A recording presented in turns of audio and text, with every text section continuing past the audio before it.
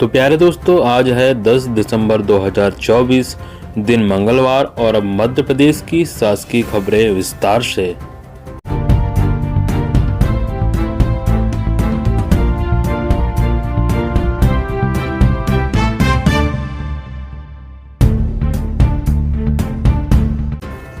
मध्य प्रदेश लिपिक वर्गीय शासकीय कर्मचारी संघ की महासमिति की बैठक। प्रदेश के सभी 54 विभागों में पदस्थ लिपिकों को मंत्रालय के लिपिकों के समान ग्रेड पे दिए जाने सहित अन्य मांगों को लेकर मैदानी लिपिकों का गुस्सा फूट पड़ा है। भोपाल में आयोजित मध्य प्रदेश लिपिक वर्गीय शासकीय कर्मचारी संघ की बैठक में जिलों और विभिन्न विभागों में आए लिपिकों ने एक स्वर में कहा कि मान मनुहार बहुत हो चुका है, अब आर पार की होना चाहिए। संघ के अध्यक्ष MP द्विवेदी ने कहा कि सभी की भावनाओं की कदर करते हुए जल्द ही आंदोलन की रणनीति घोषित करेंगे। हालांकि उससे पहले एक बार और मुख्यमंत्री और मुख्य सचिव से समय मांगेंगे ताकि कुछ भी करने से पहले हम सरकार को बता सके कि ऐसा करना हमारी मजबूरी हो गई है। बैठक में लिपिकों को मंत्रालय के समान समयमान वेतनमान देने, सहायक ग्रेड 3 को 1900 के स्थान पर 2400 ग्रेड पे देने, लिपिक संवर्ग के कर्मचारियों को उच्च पद का प्रभार देने की मांग रखी गई है। सरकार से सेवा में नियमितीकरण चाहते हैं अतिथि शिक्षक। सरकार से प्रदेश के अतिथि शिक्षक नियमितीकरण का लाभ चाहते हैं। इसके लिए रविवार को मंत्री और विधायकों को ज्ञापन सौंपा गया। आजाद अतिथि शिक्षक संघ के तत्वाधान में सुमित पाठक के नेतृत्व में संगठन के सदस्य मुलाकात करने के लिए पहुंचे थे, जहां वरिष्ठता का हवाला देते हुए पद स्थायित्व की मांग की गई। अपनी मांगों को लेकर अतिथि शिक्षकों का यह दल मंत्री विश्वास सारंग के साथ कृष्णा गौर और रामेश्वर शर्मा व भगवान दास सबनानी से भी मिला। कार्यानुभव और वरिष्ठता के आधार पर अतिथि शिक्षकों की वर्गवार विषयवार विभागीय परीक्षा आयोजित कर नियमित शिक्षक बनाने का प्रस्ताव पारित किया जाए। तब तक विभागीय परीक्षा नहीं होती जब तक 12 महीने का सेवाकाल एवं 65 साल की उम्र तक पद स्थायित्व करने, उक्त पद को रिक्त न मानने का प्रस्ताव पारित किया जाए। कर्मचारी संघों में कलह का दौर जारी, सरकार लेगी इनकी संपत्तियों की जानकारी। अपने निजी स्वास्थ्य के खातिर आपसी कलह में उलझते कर्मचारी संगठनों पर राज्य सरकार सख्त होने जा रही है। संगठनों के पास जिलों में कितनी संपत्तियां हैं, इसका ब्यौरा लेने की तैयारी हो रही है। इसके लिए सामान्य प्रशासन विभाग सक्रिय हुआ है। कहा जा रहा है कि इन विवादों और गुटबाजी का विपरीत असर शासकीय सेवा पर पड़ रहा है। कलेक्टरों से यह जानकारी मांगी जा रही है कि किस जिले में कर्मचारी संगठनों के कितने सरकारी आवासों में कार्यालय है, इनका क्या उपयोग हो रहा है, इसकी जानकारी भेजी जाए। गौरतलब है कि निरंतर विवादों के कारण हो रही शिकवा शिकायतों को लेकर सामान्य प्रशासन विभाग चिंतित है। मध्य प्रदेश में 22 मान्यता प्राप्त कर्मचारी संगठन हैं। इनमें अधिकांश संघों को राज्य से लेकर ब्लॉक स्तर तक कार्यालय के रूप में शासकीय आवास आवंटन किए गए हैं। अब सरकार की दिक्कत है कि जिस कर्मचारी संघ में विवाद चल रहा है, उसके नेता निरंतर एक दूसरे की शिकवा शिकायत कर रहे हैं। कारण यह है कि दो अध्यक्ष बने हुए है। नतीजन संगठन की संपत्ति पर हर अध्यक्ष अपना अधिकार जताना चाह रहा है। फोन टैपिंग के लिए IG स्तर के अधिकारी से लेनी होगी मंजूरी।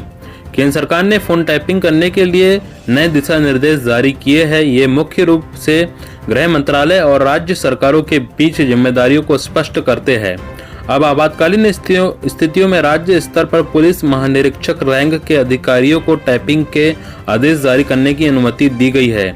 यदि सक्षम प्राधिकारी इस आदेश की पुष्टि नहीं करते हैं तो इंटरसेप्ट यानी टैप किए गए संदेशों का इस्तेमाल नहीं किया जा सकेगा। साथ ही 2 कार्यदिवसों में इसे नष्ट किया जाएगा। सरकार ने यह भी स्पष्ट किया है कि केंद्र के मामले में यह गृह सचिव और राज्य के मामले में संबंधित राज्य सचिव आदेश की पुष्टि करेंगे। केंद्र सरकार द्वारा जारी इन दिशा निर्देशों का लक्ष्य फोन ट्रैपिंग की प्रक्रिया को अधिक पारदर्शी और जवाबदेह बनाना है। इससे अवैध निगरानी पर रोक लगाई जा सकेगी और नागरिकों के अधिकारों की सुरक्षा सुनिश्चित की जा सकेगी। CPCT की अनिवार्यता गलत, कर्मचारियों की कैंसिल कराने की मांग। लिपिक कर्मचारियों की सेवा समाप्ति को लेकर उप मुख्यमंत्री ने मुख्यमंत्री से सीपीसीटी पास न होने की शर्त को संशोधित करने की अपील की है। वर्तमान में लिपिक कर्मचारियों को शासकीय सेवा में बनाए रखना और जो सेवा से बाहर हो चुके हैं उन्हें पुनः बहाल करना एक महत्वपूर्ण मुद्दा है। एक गंभीर समस्या लिपिक कर्मचारियों की सेवा समाप्ति सीपीसीटी न पास करने के कारण हो रही है, जो उनके लिए एक गंभीर मानवीय संकट बन चुकी है। एक पुरानी समस्या लिपिक कर्मचारियों के लिए वेतन विसंगति और मंत्रालय के समयमान वेतनमान पहले से ही एक समस्या रही है, जिसे समाधान की आवश्यकता है। 5 दिन में काम होने के लिए सीएम ऑफिस से चली 461 A+ फाइलें अफसरों ने रोकी। कई कारणों को गिनाकर विभागों ने सीएम डॉक्टर मोहन यादव की घोषणाओं, प्राथमिकता वाले कामों व ट्रांसफर वाली A+ और A की फाइल दबा दी है। इनमें A+ की फाइलें 461 है। A+ का मतलब जिनका निपटारा 24 घंटे से 5 दिन में करना जरूरी है। यह खुलासा हाल ही में सीएम कार्यालय की मॉनिटरिंग की एक बैठक के दौरान सामने आए आंकड़ों से हुआ है। सर्वाधिक मामले गृह विभाग, पंचायत एवं ग्रामीण विकास, सामान्य प्रशासन, नगरीय विकास, PWD, स्कूल शिक्षा व स्वास्थ्य विभाग में लंबित है। अधिकारियों का कहना है कि आमतौर पर सीएम मॉनिट का हर माह रिव्यू होता है। इनमें ऐसे मामले होते हैं जिन्हें सीएम प्राथमिकता में मानते हैं। 29 नवंबर को प्रस्तावित बैठक में जब विभागों से जानकारी मांगी गई तो 2000 मामले पेंडिंग मिले। दिवंगत पुलिसकर्मियों के परिजन को नहीं मिले बीमा के 50 लाख रुपए। हर साल 21 अक्टूबर को पुलिस ड्यूटी के दौरान दिवंगत हुए पुलिसकर्मियों को भोपाल के लाल परेड स्थित ग्राउंड शहीद स्मारक में श्रद्धांजलि दी जाती है। इस साल मध्य प्रदेश के ऐसे 23 पुलिसकर्मियों को याद किया गया, सम्मान दिया गया, लेकिन इनमें से सिर्फ 12 के परिजन को ही दुर्घटना बीमा क्लेम की 50 लाख रुपए की राशि मिल पाई है। 11 दिवंगत पुलिसकर्मियों के परिवार अब भी इस राशि के लिए बैंकों के चक्कर लगा रहे हैं। इन परिवारों ने शिकायत की तो पीएचक्यू की कल्याण शाखा ने अब एसबीआई से पत्राचार शुरू किया है। एडीजी कल्याण अनिल कुमार का कहना है कि बैंक प्रबंधक से बात की जा रही है, जल्द ही परेशानी का हल निकाला जाएगा। स्व सहायता समूह से पैसे लेने वाली शिक्षिका की एक वेतन वृद्धि रोकी। जबलपुर जिला शिक्षा अधिकारी घनश्याम सोनी ने एक शिकायत पर कार्यवाही करते हुए शिक्षिका की एक वेतन वृद्धि असंचयी प्रभाव से रोक दी है। प्राथमिक शिक्षक रुक्मणी मिश्रा पनागर शासकीय कन्या उच्चतर माध्यमिक विद्यालय पनागर में पदस्थ है। शिकायतकर्ता क्षमा स्व सहायता समूह की अध्यक्ष प्रतिमा ठाकुर व सचिव लक्ष्मी कुशवाहा ने सीईओ जनपद पंचायत पनागर से शिकायत की थी। सीईओ जनपद पंचायत पनागर ने प्रकरण की जांच बीआरसी पनागर ने जांच प्रतिवेदन में बताया कि स्व सहायता समूह के सदस्यों ने बताया कि रुक्मणी मिश्रा उनसे पैसे लेती थी। रुक्मणी ने समूह को हटाने के लिए अध्यक्ष सपना दाहिया को गुमराह कर हस्ताक्षर कराए। जांच के दौरान बीआरसी के बुलाने पर वे उपस्थित नहीं हुई। डीईओ ने शिक्षिका को कारण बताओ पत्र जारी कर जवाब मांगा है। समय पर नहीं दी सेवाएं, 8 अधिकारी भुगतेंगे अर्थदंड। लोक सेवा गारंटी कानून में अधिसूचित सेवाओं को समय सीमा में उपलब्ध न कराना ग्वालियर जिले के 8 अधिकारी कर्मचारियों को महंगा पड़ा है। इन अधिकारियों पर कलेक्टर ने लोक सेवा गारंटी कानून के प्रावधानों के अनुसार कुल मिलाकर लगभग 27,000 रुपए अर्थदंड अधिरोपित किया है। अर्थदंड की यह राशि संबंधित आवेदकों को उपलब्ध कराई जाएगी। डिप्टी कलेक्टर ने बताया कि जिन पदविहित अधिकारियों पर समय सीमा में सेवाएं उपलब्ध न कराने पर अर्थदंड लगाया गया, उनमें नायब तहसीलदार लश्कर व्रत रमा शंकर सिंह, सिविल सर्जन राजेश कुमार शर्मा व वरिष्ठ उद्यान विकास अधिकारी मानसी कुशवाहा शामिल है।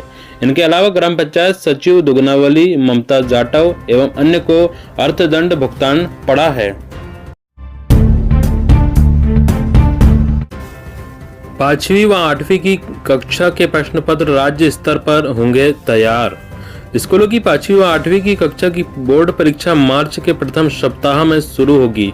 इस संबंध में राज्य शिक्षा केंद्र ने गाइडलाइन और ब्लूप्रिंट जारी कर दिया है। सरकारी स्कूलों के लिए प्रश्न पत्र राज्य स्तर पर तैयार किए जाएंगे, वहीं निजी स्कूल ब्लूप्रिंट के आधार पर प्रश्न पत्र तैयार करेंगे। इस संबंध में राज्य शिक्षा केंद्र ने गाइडलाइंस जारी कर दी है।